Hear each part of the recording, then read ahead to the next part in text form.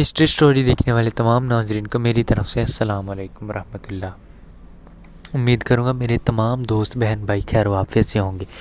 ناظرین گرامی، آج کی اس ویڈیو میں ہم شاہجہاں بادشاہ کی زندگی کا ایک خوبصورت اور پیارا واقعہ بیان کریں گے۔ ایک دفعہ کا ذکر ہے کہ بادشاہ نے شکار کرنے کا فیصلہ کیا۔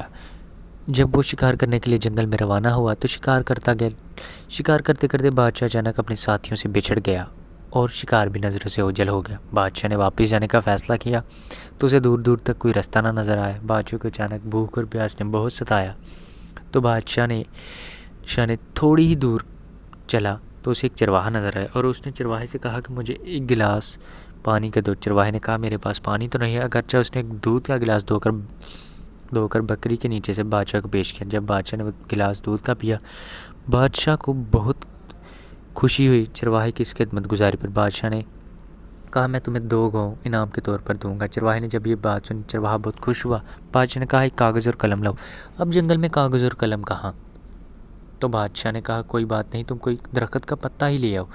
جب چرواہا پتا لے کر آیا تو بادشاہ نے اپنی خنجر کی نوک سے اس پر کچھ لکھا اور لکھنے کے بعد کہا جمعے والے دن مسجد میں آنا، تمہیں تمہارا انعام مل جائے گا۔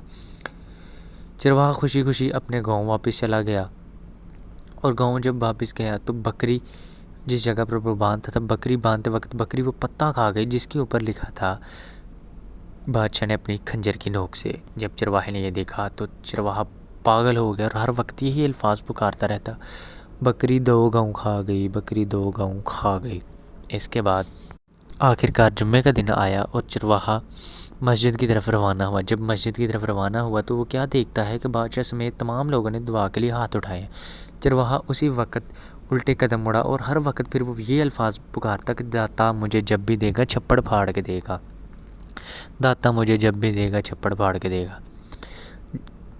چرواہا مسجد سے جاتے وقت اسی ہی دن کے بعد جب رات آئی تو وہ ایک درخت کے اوپر چڑھا ہوا تھا اور چند ڈاکو آئے اور ڈاکوؤں نے گاؤں میں ڈاکہ ڈالنے کا فیصلہ کیا۔ جب انہوں نے فیصلہ کیا تو چرواہا اوپر تھا، چرواہا نیچے آیا اور ڈاکو کہنے لگا کہ گاؤں کے لوگ جو ہیں وہ غریب اور مفلس ہیں، ان کے گھروں میں ڈاکہ نہ ڈالو۔ میرے بڑے کہتے ہیں کہ اس درخت کے نیچے بہت سارا سونا اور چاندی ہے، تم کھدائی شروع کرو، تمہیں یہاں سے سونا اور چاندی ملے گا۔ ڈاکو چرواہے کی بات پر راضی ہو گئے اور انہوں نے کھدائی شروع کر دی۔ جب انہوں نے کھدائی شروع کر دی تو انہیں واقعی نیچے سے سونا اور چاندی ملا۔ جب انہیں سونا چاندی ملا تو انہوں نے جب سونے چاندی کے وہ جو برتن تھے وہ کھولے تو انہیں اندر سے بچھو اور سانپ ملے۔ ڈاکوؤں کو بہت غصہ چڑھا چرواہے کے اوپر، انہوں نے چرواہے کو مارنے کا فیصلہ کیا۔ جب وہ چرواہے کو مارنے کی طرف اس کے گاؤں کی طرف روانہ ہوئے اور انہوں نے وہی برتن سونے چاندی کے نکالے اور اس کے آنگن میں پھینک دیے تاکہ چرواہے کو کاٹے اور وہ مر جائے۔ جب وہ پھینکا تو اس میں سے اشرفیاں نکلے اور اشرفیوں کی آواز سے گاؤں کے لوگ اٹھ پڑے اور ڈاکو نے بھاگنا غنیمت سمجھا۔ جب ڈاکو بھاگ گئے تو چرواہا بھی تب تک اٹھ پڑا اور وہ دیکھتا ہے کہ اس کے آنگن میں اشرفیاں، تو وہ اونچی اونچی آواز سے یہی پکارنے لگا، داتا نے اب مجھے دیا چھپڑ پھاڑ کے دیا، داتا نے مجھے دیا اب چھپڑ پھاڑ کے دیا۔ تو اگلے ہی دن بادشاہ کے سپاہی آئے اور اس چرواہے کو اٹھا کر لے گئے۔ جب چرواہے سے بادشاہ کے سامنے پیش کیا، اگر بادشاہ نے اسے وجہ پوچھی جمعے والے دن جانے کی، تو اس نے کہا کہ میں نے دیکھا کہ بادشاہ سمیت وقت کا بادشاہ ہو کر وہ بادشاہ سمیت تمام لوگ اس بادشاہ سے مانگ رہے ہیں جو پوری کائنات کا بادشاہ ہے، تو میں بھی کیوں نہ پھر اسی سے مانگوں۔ تو میں بھی اسی وجہ سے پھر یہ الفاظ کہتا تھا، داتا مجھے جب بھی دے گا چھپڑ پھاڑ کے دے گا، تو میں بھی پھر اسی سے مانگنے لگا، تو آخرکار مجھے میرا انعام مل گیا۔ تو بادشاہ چرواہے کی اس بات پر بہت خوش ہوا اور اس نے اسے صحیح سلامت اس کے گاؤں پہنچا دیا۔ ناظرین گرامی، چھوٹی سی بات تھی اور چھوٹی سی کہانی تھی، اس سے ہمیں سبق اور سیکھ کیا ملتی ہے کہ ہمیں بھی اسی سے مانگنا چاہیے جو تمام دنیا کا بادشاہ ہے۔ اللہ تعالیٰ ہمیں